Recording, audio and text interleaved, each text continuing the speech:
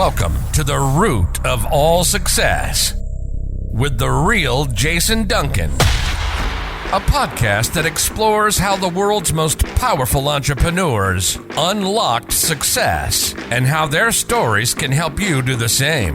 A successful educator turned entrepreneur, Jason has built multi-million-dollar businesses that have been featured in Inc. magazine and Entrepreneur magazine.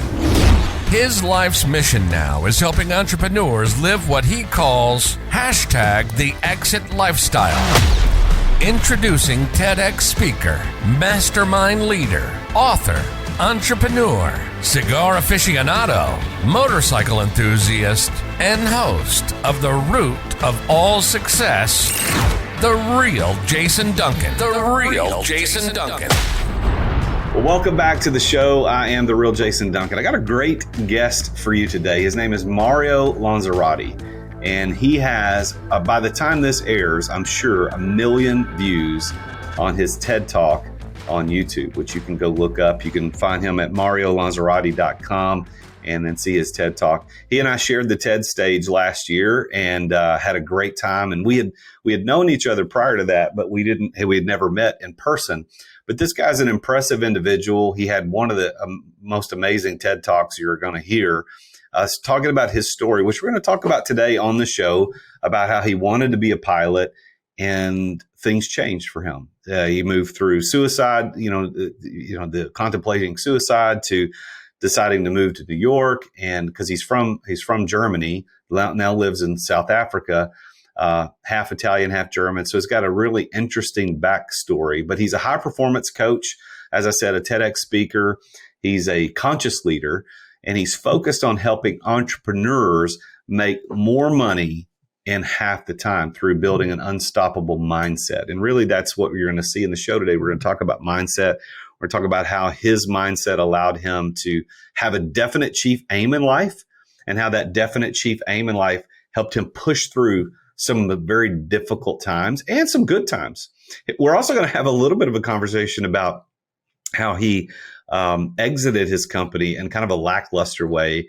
And he could have lived the exit lifestyle, the way I teach all the time, had he done things a little bit different. That's kind of a little sidebar that you'll hear about in the show today. But he works with CEOs. He works with all different types of people in entrepreneurship, to Olympians, mission-driven entrepreneurs, and he helps them as high achievers all across the world gain mental clarity on their goals, mental clarity to focus on what is necessary to achieve what would normally take years in 6 months or less. And so today he travels the world. He's on a mission to raise consciousness of humanity through his master classes on conscious leadership and next level mindsets. I'm very pleased to welcome Mario Lanzarotti to the root of all success. Mario, welcome to the show, my man. Jason, I'm pumped. Thank you for having me here today. Well, I don't often have a ton of people on the show that I know outside the show. Now, occasionally I have somebody I know professionally, or like I've got my next guest is coming on. He's actually a client of mine, and I don't normally have clients on. But today I'm having you on, and we actually know each other. We've spent a little bit of time together. You and I shared the TEDx stage back in April of 2022 together, and your life has gotten even better since that. Not because you met me, but because of what happened at the TEDx event. So your video, your TEDx talk has almost hit 1 million views. That's amazing. Tell us a little bit about that. Yeah, thank you. I mean, I think, meeting you was definitely a blessing. It was definitely a part of that wonderful journey that I had there with TEDx. And it was completely unexpected, Like, I still remember the moment where the TEDx speech was over and I stepped off the stage and I felt like I just came out of a trance. I wasn't really there. And then I was just looking at my fiance and she had tears in her eyes. She's, oh my God, it was so good. And I'm like, I don't think so, and then everybody was like, and you came to me, it's like, dude, you crushed it. And I'm like, really? Is he just saying that because he wants to be nice? And people kept saying that. And I'm like, I don't know about that. And so then later on, when the TEDx was released, I was like, holy cow, what's happening here? this is crazy. And so all over the world, people reached out to me. Wow, thank you. You made such a difference. Because of you, I took the leap. I quit the job. I started the business. I asked the person out, so many things. I'm like, this is incredible. Such an impact. So for me, just the kind of impact that it made with people was the best thing ever. And of course, on a business level, I got clients, I got speaking invitations, like other podcast features, and the weight that it carries. People now look at me in a different way. I'm like, dude, I'm still the same guy, I'm not special in any way. But people are like, oh my God, you did this TEDx talk and it's almost at 1 million views. Wow. And I'm like, well, yeah, I mean, it was nice, but it doesn't really feel different. I remember this moment where I'm like, that was it. I expected to feel like on top of the mountain. I was like, now I'm going to feel like I've made it. And I was like, oh, done. Okay, moving on. I was like, interesting. So it was a phenomenal experience altogether. Well, you and I had a similar experience of what it was like finishing the talk, because there's so much build up to do a TED Talk. Getting your mind wrapped around the fact that you're going to be on a stage, even though the stage wasn't in front of a lot of people that day, a stage that is a worldwide stage with millions of people potentially watching this. You build up in your mind what it's like, and then you're there and you do it and you get done. It's like, I was the same way. Like, this is it. Like that was.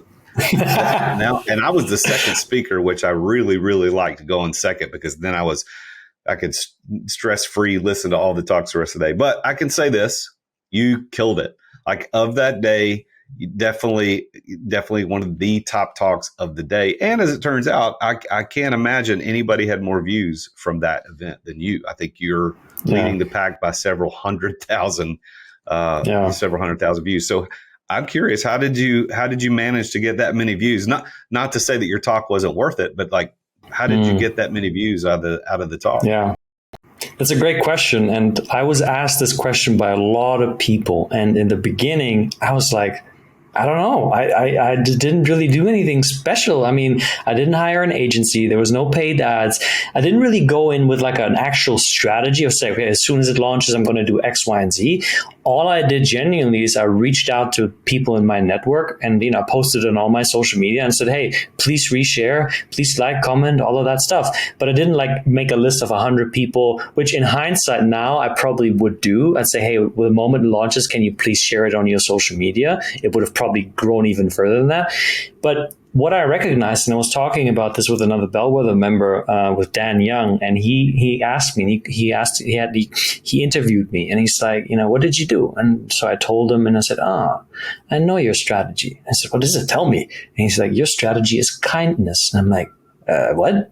What do you mean? And I was like, well, you must have made a lot of impact in a lot of people's lives, because so many people willingly, without you even going there, shared your talk.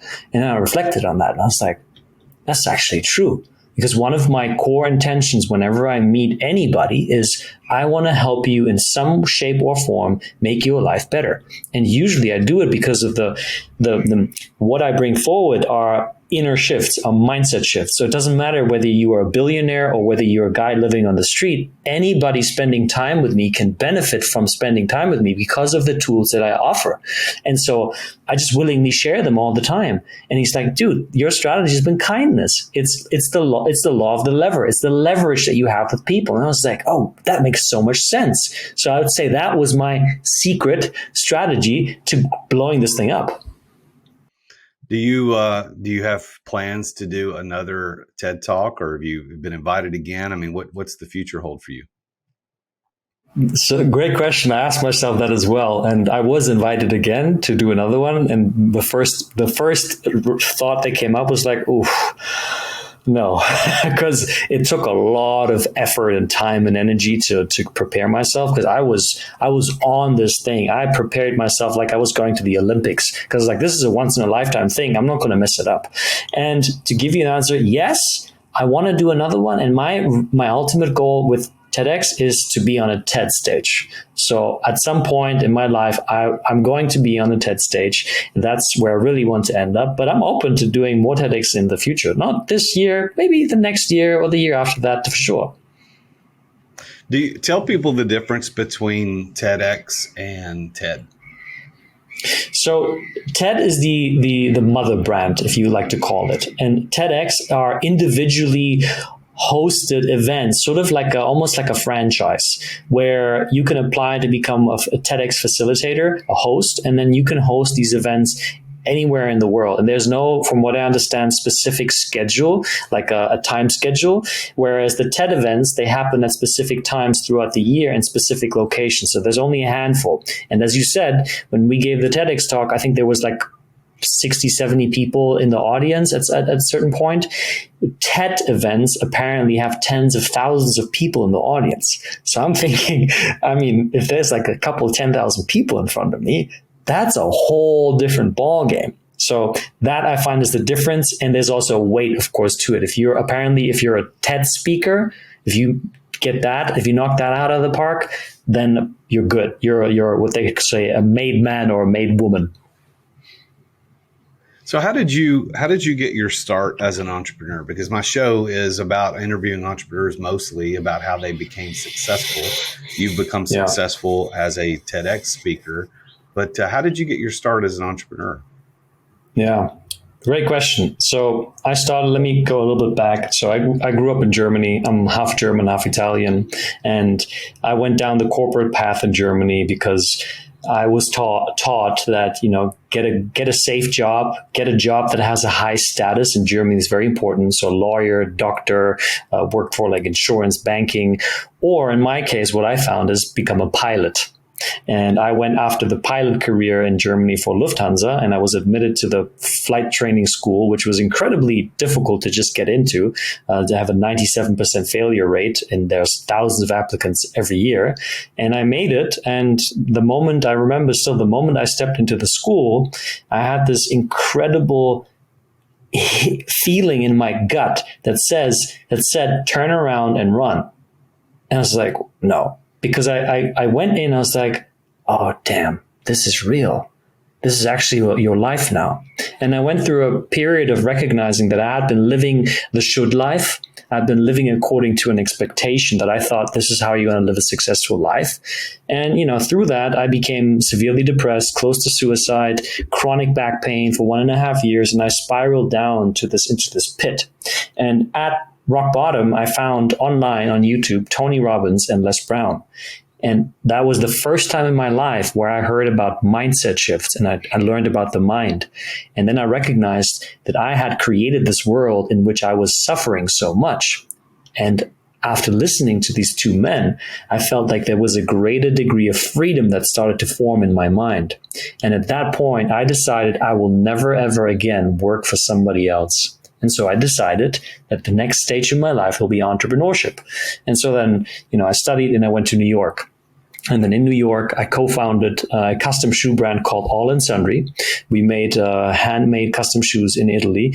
We had a 3D, we had a website with a 3D tool where you could design your own shoe, leather colors, leather types, monograms, you name it. We had a showroom on 23rd Street in Manhattan where people would come and get measured. We did campaigns with like NFL champions, the Sony's, the Blacklist, celebrity clients, you name it. And it was an amazing experience. It was all bootstrapped.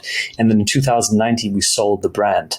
And that was the kickoff for me to first and foremost understand what it's like to be an entrepreneur without any money backing you up, because I had to hustle. And that was the kickoff. So what year was it when you got accepted to the school and then everything started to change for you? What year was that? So that was 2000 and I have to go back 2000 and I think it was in 2010 when the whole journey started, and then I went and stayed with it for 2 years, and then I left and I went to Berlin to study business management and fashion management, and then in 2015 I left Germany for good, and I started I moved to New York. So in 2015, that's when you made the decision you're never going to work for another person again. Is that right? That was 2012. I was like, I'm never going to work for another person, but I had no freaking clue where to start. So I was like, I got to do something, because my parents were, just behind my back all the time. My mom specifically, she's like, what are you going to do with your life now? You threw away this opportunity. So I'm like, okay, I'm going to study something. And then as I studied, I started becoming more entrepreneurial and doing these ventures. And that's when while I was studying already, then I co-founded the company with my partner. So 2012, you make the decision. 2015, you moved to New York. The company's going to make shoes. And then you sold the brand in 2019. Yes. And since 2019, and so since then, you've been this mindset mastery coach. And so why did you make a transition from... You heard Tony Robbins and Les Brown talking about mindset, and it changed your mindset forever. Hey, I'm not ever going to work for another person again. I'm going to be an entrepreneur. But It took you a long time before you turned that into a passion of helping other people do the same thing. How did that transition happen out of entrepreneurship into coaching? Yeah. So when I saw Tony Robbins, I fell in love with what this man was doing and how he was changing lives. And I was like, this is the most incredible experience I've had ever. And it was so freeing. And it was a full-on body experience where I was like, this is what you are supposed to be doing. It's like God said to me, Mario, here's your life. And I knew it was so real to me. And at the same time, then the self-doubt came back in my mind and said, who are you to even think that you can do something like that? You don't even speak fluently English. You're a German. German is your first language. Italian is your second. English is your third. Like, who are you kidding? So I was super insecure around that. I knew that I had to get to the US, which is why then later on, when New York came up as an opportunity, I said, that's my ticket. That's my ticket. I got to do anything possible to go to New York. So when I came to New York and I met my business partner as a student still, I told them, dude, I want to do this with you, but just keep in mind, the real reason why I'm here is to become a coach and a speaker one day. I don't know when, I don't know how, but I know one day this will be my life. And he said, I'm okay with that. As long as you show up here and you go all the way with me, that's fine.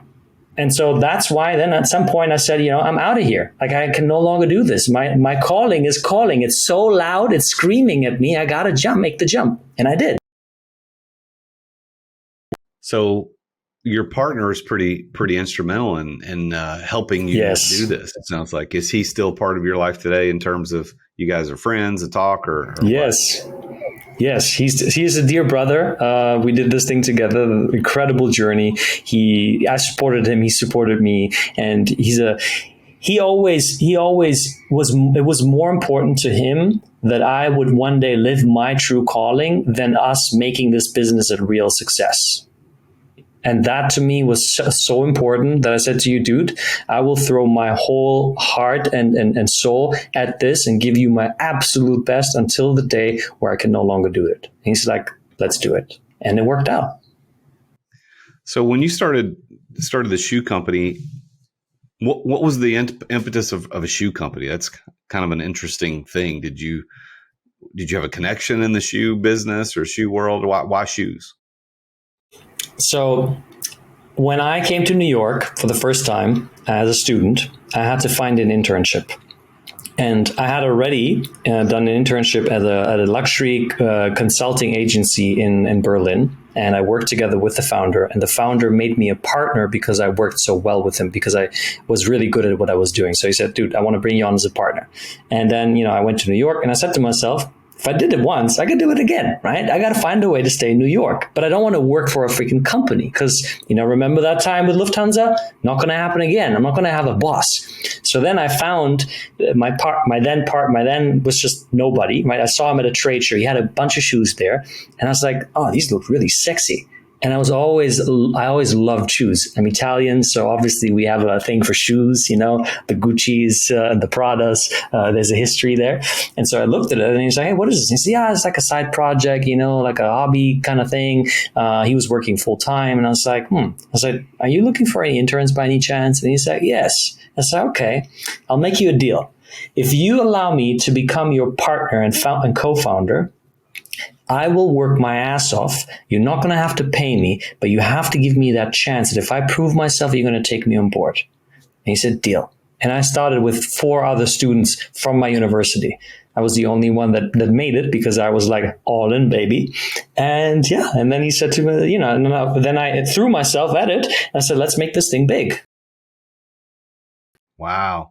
Is that shoe brand still around? I mean, I know you sold it. It Did is. you just sell your interest in it or what? How'd that work out? We sold the whole company. We sold it to another company that does custom brands. They're like a custom house. They collect custom fashion brands from all sorts of walks, shirts, ties, socks, you name it. And they brought it all together. So we sold it to them and we exited the company. Nice. Was it the exit that you thought you would get? No. My thoughts, it was like, oh, I'm going to be a millionaire. I'm going to be set. I'm just going to be, just free to do what I wanted to do. It was good, but it wasn't financially the kind of reward that I expected. But to be honest, it was totally fine because the kind of learnings and lessons that I had there were so instrumental to what I can do today. That's why I'm like, even if there would have been no money, I'm fine with it. Yeah. Isn't it interesting how entrepreneurs think that the exit is always going to be this big life-changing dollar amount? And the reality is that the percentage of guys entrepreneurs who get that life-changing exit is so small. It's kind of like the percentage of people who make it in the NBA or NFL or some professional sports. It just or people who make it as an artist. They just it's not going to happen. We got to figure out better ways to exit our businesses than trying to sell it for financial independence, don't you think? Yeah, totally. And if you're in it for the money, you're in it for the wrong reasons. And that's also why that was one of the shifts that I made away from the shoe business, because one of my reasons was I wanted to become more financially independent. And I recognized at some point that my level of passion started going down. So the excitement started going down because I wasn't seeing the financial rewards that I thought that were going to come in. And I told myself, I don't want to be doing something for the sake of the money. I want to be doing something that I love doing each and every day, which is why I became a coach and a speaker. That stuff I can do, even without being paid. And it just so happens that I'm being paid more than ever before. So why do you think your passion went away for that business? What made the change? So in the beginning, it was the excitement of building something that I'd never done before. It was about making new relationships. I mean, I was dealing with celebrities, with NFL Super Bowl champions. I was on trade shows. I was interviewed by podcasts and all the fun stuff. So it was all new and exciting. And I think the novelty and the excitement was driving my passion. And the fact that for the first time, Mario Lanzarotti, a boy from a small town in Germany, is doing his thing in New York, and he gets to tell everybody that he's an entrepreneur and he's doing it. And it's like, yeah, I'm living the life. But that started to wear off because I was killing myself. I was working 7 days a week. I was barely taking any time off. I was making just enough money to pay my rent, my bills, my food, but I haven't really had a lot of money to save anything or go on trips. And it started to wane down. And at some point I was like, this isn't really worth it. Like I thought this was going to give me freedom, and yet I have less freedom in my life than ever before, which is why I said, something's got to change here. Let's take a quick break to thank our amazing sponsors for making this podcast possible. As an entrepreneur, I know that you have to deal with sales on a regular basis. I mean, every entrepreneur does. And if you aren't paying attention to sales as an entrepreneur, you're not going to be an entrepreneur for very long. But I've got a sponsor of this show called Dub that helps you bring the personal back to sales. If you want to figure out how to improve content creation, improve client trust, improve your sales process, decrease the sales cycle, because we all know time kills deals. If you want to increase client bookings and increase conversions, you need to take a look at Dub. There's a special offer for Dub for listeners to The Root of All Success at therealjasonduncan.com/Dub. And that's DUBB. I've been using this for years. I'm a huge fan, and I'm so honored that they're our primary sponsor of the podcast. They have helped over 60,000 businesses around the world communicate better, to make sales easier, to make sales more personal. Dub is built for growing teams. I mean, you can set up video emails, you can set up custom onboarding, you can do admin reporting, anything you need around video and sales and automation. Dub is there. You can try Dub now. Your conversions to sales are waiting. All you got to do is go to therealjasonduncan.com/dub. And there you're going to get 2 weeks for free to try Dub. Plus, you're going to get 50% off your first 2 months of Dub. You can't beat that. So go check it out. Go to therealjasonduncan.com/dub. 40 years ago, you weren't in business unless you had your business in the Yellow Pages. You remember those things? And 30 years ago, you weren't in business unless you had a door-to-door salesman. 20 years ago, you weren't in business unless you had a website. And today, you're not in business unless you're doing social media content. Am I right? Social media content. Social media content in the form of like micro content, which is 30 to 60 second spots on Instagram Reels or TikTok or YouTube Shorts. That's the way business is done. As a matter of fact, that may be how you found out about this podcast or me as a business coach. This medium that we're using today to communicate what we do is vitally important. And just recording yourself isn't enough. You've got to do it right. And my friends over at Story do it right. And one of the problems with doing it wrong is that you sit around thinking, well, what the heck am I going to record? What am I going to say? How am I going to say it? Like, I don't know what to talk about. Well, Story takes all of that away from you. Stop wasting time trying to come up with content, because Story will send you a video prompt on what to record. You can pick the categories you want to record in, whether it's real estate, entrepreneurship, finance, relationship, leadership, life insurance. It could be anything.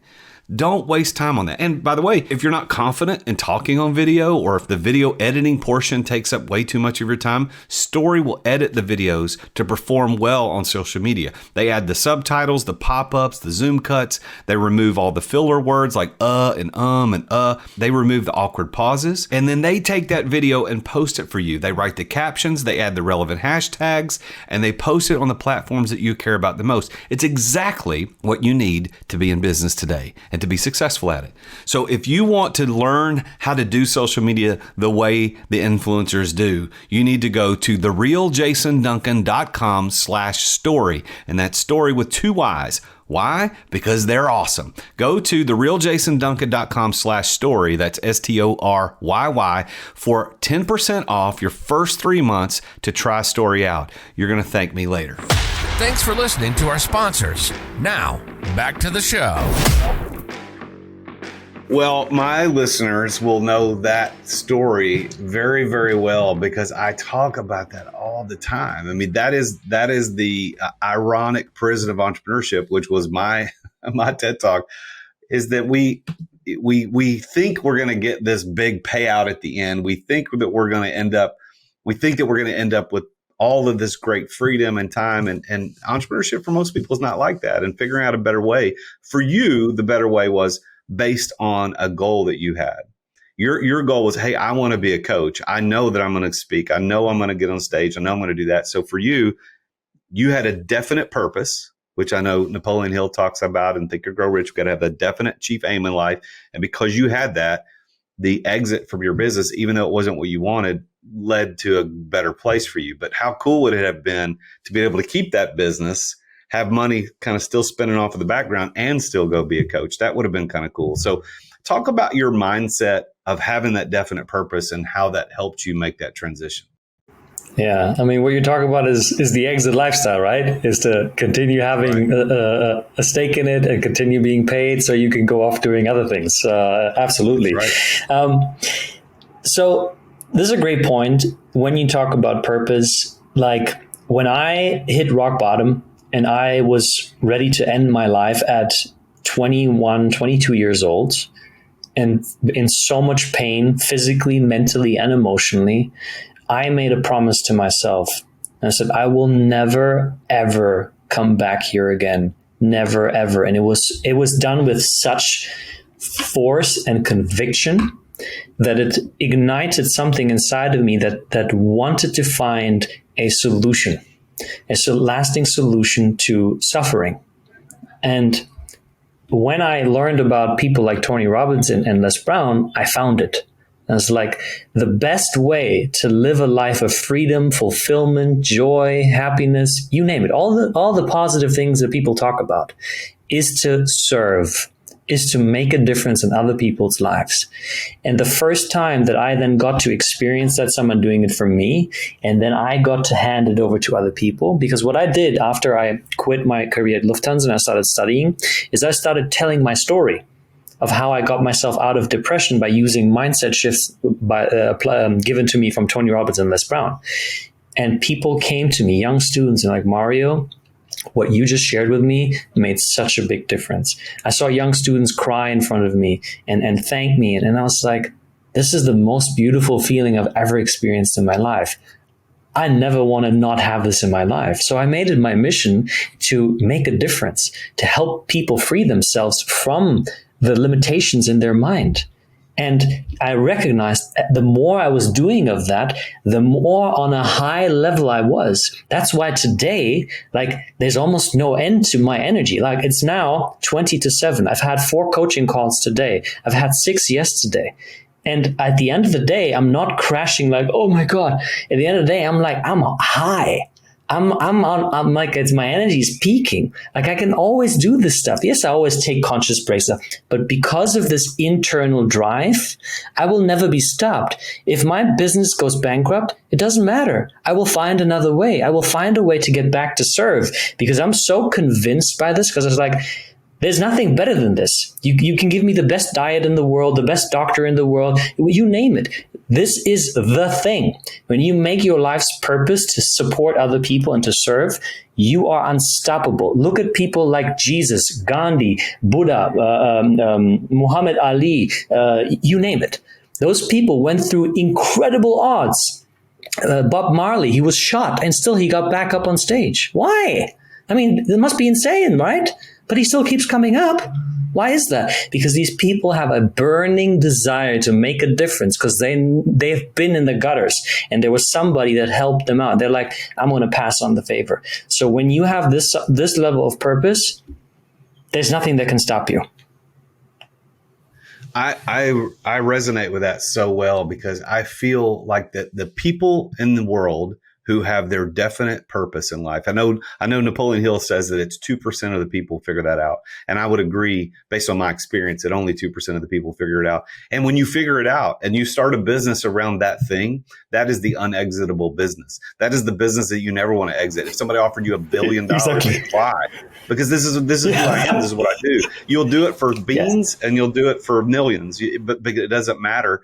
And what a blessing, Mario, to be able to figure that out early in your life. So did I hear you say in the story that you were contemplating suicide during those years of pain early in your 20s? Is that what you said?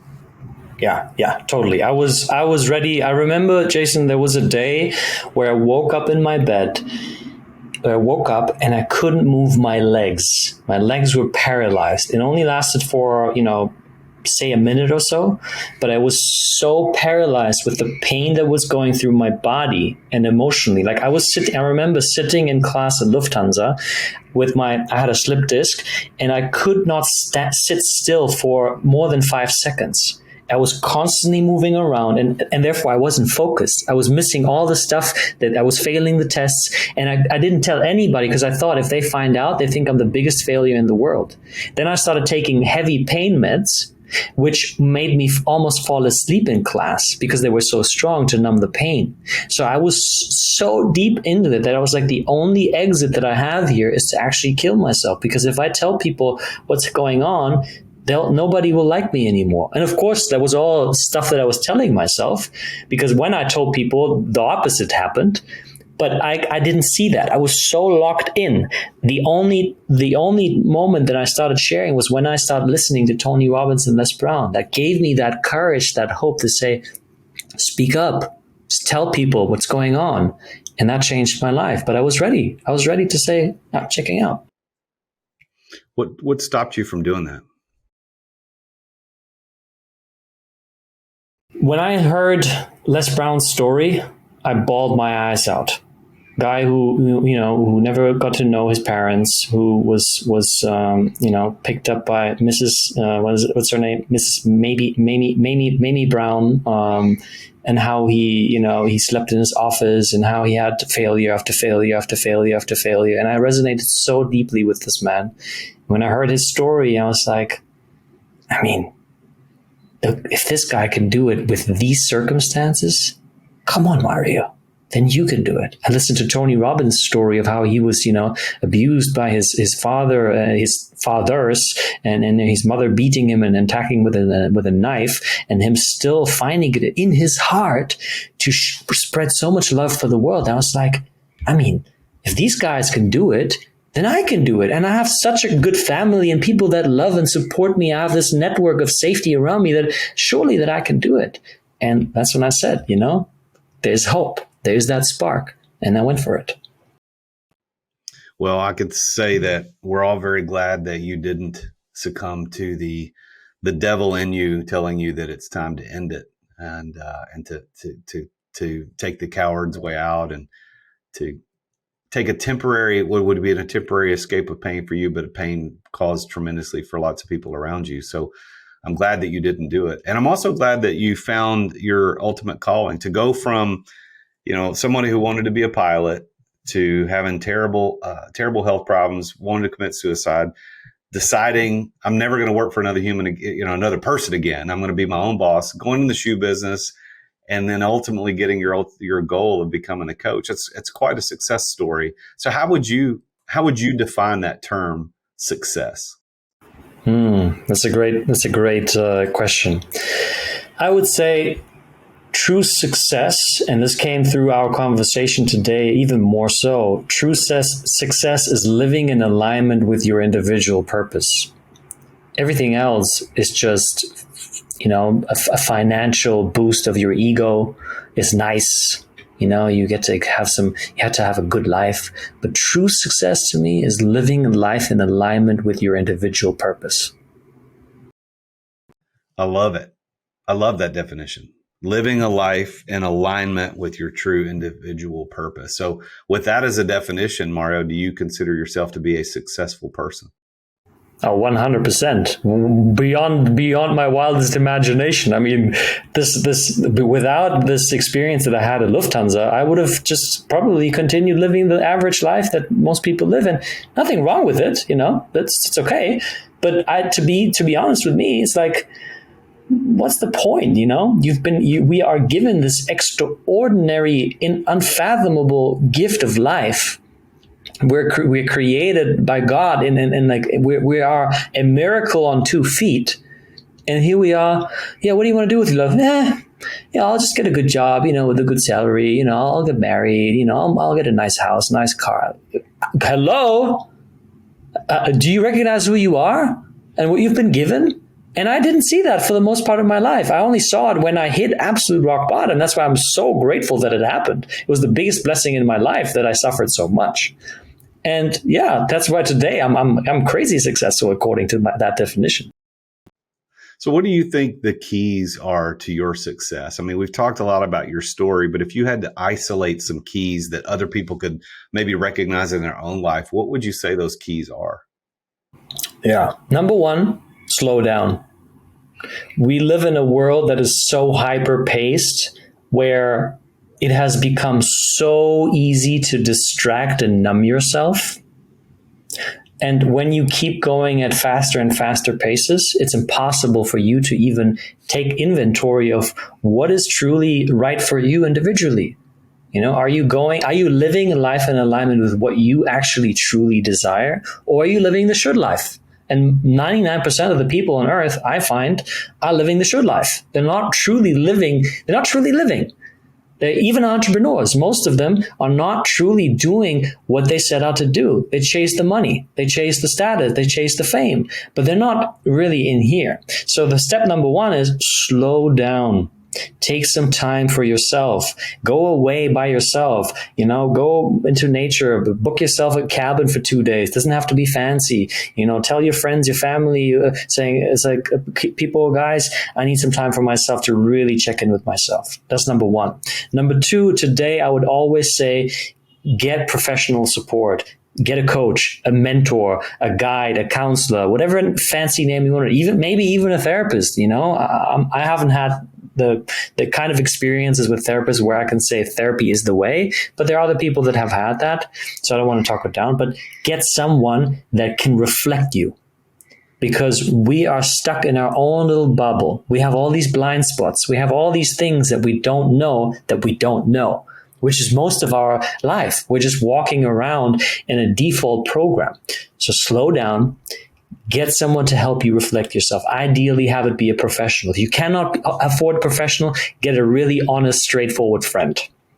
Don't get the ones that are like, oh, it's okay, Jason, you're the best, I like you. No, get the ones like, Jason, you're full of shit. You know that you are. I get that one, right? That's 2. 3, really plan out your life. Live a life by design, not by default. This is why I call myself the freedom architect, because I find there is an architecture to freedom. It's not just living in alignment with your purpose. It's also living building your life consciously, intentionally, your environment. Who are you hanging out with? Right? If you have 3 friends that are entrepreneurial and that are really doing amazing things, and then you have another 2 that are like, working at the bar, living an okay life, just every weekend they're getting drunk, nothing wrong with those people, not at all, but that's not really supporting you. That's not really empowering you. So you got to design your circle around you. And that's going to be really freaking tough, because some of those friends you've had for 20 years. But the conversation is stuck, it's stagnant. They're not evolving, and you're evolving, you're moving forward, and they're staying here. So you need to have some uncomfortable conversations, with yourself and with other people. So live by design, not by default. And I think if you just do those 3 things, alone, you're going to make monumental quantum leaps forward in your life. You will be unrecognizable just within a year. So slow down, get professional support, and plan your life. Coming straight from the Freedom Architect, Mario Lanzarotti, today on The Root of All Success. So Mario, if people wanted to know specifically what it is you do as the Freedom Architect, as a coach, what is it that you do right now for people? Yeah, great question. Thank you for asking.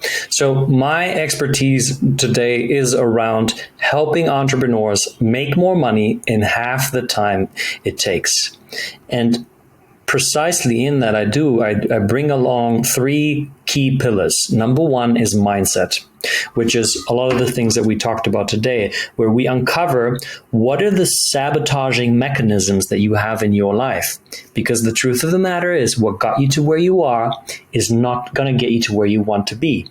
Because oftentimes mindsets that take, for instance, the mindset of creating a lot of success is extremely hard. A lot of entrepreneurs have that mindset. It will get you to a certain place, but at some point, if that's your primary focus, you will not see the mechanisms to go into the exit lifestyle, because you will refuse onboarding support. You will refuse onboarding systems and processes, because you're like, well, that's how I'm going to make it easier with that. No. Easier can't be true. Be too good to be true. So I have to go away from that. So you want to find out, and this is what I do, how are you actually limiting yourself without being aware of it? And so I work with mental and emotional inner barriers and help you move through them to a whole new level of confidence, of clarity, of personal power, so that you show up powerfully in your relationships and in your business dealings. Number 2 is leadership. You will know this specifically. So many people, so many entrepreneurs use a quantity strategy. They focus on doing more, right? So cold reach out. Okay, and so, I want to make 1 sale. I got to reach out to 10 people. Oh, okay, it didn't work out. I got to reach out to 20 people, to 30 people. It's like, hold up. Maybe let's look at, how are you showing up in the conversations? How are you leading as a person? Look at your network. How are you leveraging as a leader your relationships? Like today, you will know this because you're part of the Bellwether Alliance, but you can do so much if you nurture your relationships. You nurture one good relationship with an influential person, that person can open doors for you that might normally take you 3 years to go through. So we look at that. And then finally, we look at your business strategy and we make sure that your business strategy is in alignment with your values. Because so many entrepreneurs are doing things, again, from a place of, I should be doing this. They read a book, they listen to a podcast. Even today, somebody might listen to this podcast and say, oh, I should be doing that. Maybe not. Maybe what I'm saying is not for you. Maybe that you're not the type, or maybe you are. But you want to figure out what's really right for you personally. So you want to create a business and a strategy that is in alignment with you. I'll give you an example. I invested thousands of dollars a couple of years ago into a coaching program. It was all about getting more leads. The guys told me what you need to do is hire a VA, give the VA a script, and have the VA reach out to as many people as possible, cold outreach. I did it. The VA reached out, hey, this is Mario. I saw you liked my post, da da da da da. Every time the person did it, I had this cringe inside of me. I was like, I hate this stuff. This is not me. This is wrong. I don't want to do this. Guess what? After 4 months, not a single lead, nothing, zero. Until I woke up and I was like, you know what? These guys are crushing it with that strategy, but that's not my strategy. I don't believe in this. I started resenting marketing and lead generation. Obviously, I wasn't making any sales. So we look at that. We look at how can you create a business in alignment with your true values. And then we also look at how can we move you into your zone of genius. So you can be the quarterback, not the water boy, not the commentator, not the coach, not the linebacker. You can be the one that you were supposed to be. That's how I work with people. Love it. I love it. So if they wanted to get in touch with you, your website is mariolanzarotti.com. That's Mario, MarioLanzarotti. So for those of you who want to play this back, you can hit that 15-second rewind and hear the spelling of his name, Mario Lanzarotti. He's on LinkedIn at Lanzarotti Mario. So if you go to the LinkedIn, type linkedin.com/n/Lanzarotti Mario, you'll find him. And Instagram, he's at Mario.Lanzarotti. So Mario.Lanzarotti. So mindset mastery coach, TEDx speaker, and the freedom architect. It's been a pleasure talking with you today. I'm going to give you the last word on our show. So anything you want to say before we go, it's all yours. Jason, in the words of one of the men that is closest to my heart still today, Les Brown, it has been a plum-pleasing pleasure to be with you here today. And I will say this for anybody who decides to invest their time in listening to this conversation, reach out to me. And I want to hear from you. What is it that resonated the most with you? And what resonated the least with you? Where were you triggered? Where were you like, oh, dude, you're full of crap? Like that. No. I want to hear both things. So reach out, let me know, because I love having conversations with people that are out there to create freedom and to make an impact and to live an extraordinary life. And with that, I'm complete. Mario, thanks for being on the show today. It's been an honor talking to you. Jason, thank you for having me. Well, there you have it. Another very successful entrepreneur about his journey to success. I've really come to respect and admire Mario even more after talking to him today on the show. You know, this guy is a kind person. You can see it and hear it in his voice. You can see it in how he interacts with people. And as Dan Young, a mutual friend of ours, said, that's probably his secret into being able to get so many views on his TED Talk of, like I said, probably at 1 million views by the time this airs. But it's his kindness and his genuineness and his mindset to really desire to help people. I think if it's interesting, it's interesting to me, and I think it would be interesting to you, to go back and really look at what he talked about and what we said about the non-exitable business. You know, he's created a lifestyle where he's living in the center of his purpose. He's living in what he calls the zone of genius. And he is very content to do that, and he gets energy from it. And what about you? Are you in that place where you've got energy from what you do every day? Or are you dealing with synthetic happiness? We didn't talk about this on the show, and I didn't even think about it until after he was already checked out of the show. But synthetic happiness is what we tell ourselves makes us happy based on our current circumstances, and we don't think we can change. And so a lot of people as entrepreneurs, they go through their life and they're just synthetically happy. It's not true happiness. But if you work with a coach like Mario or like me or any hundreds of other coaches that are available out there, we can get to that place where we're living in that unexitable business, the one that we never want to exit from, that truly makes us happy and gives us joy, just like Mario talked about in the show today, where he can meet with 6 people a day and still be on a high and still have energy. I want to remind you that his definition of success was living in alignment with your individual purpose. Are you there?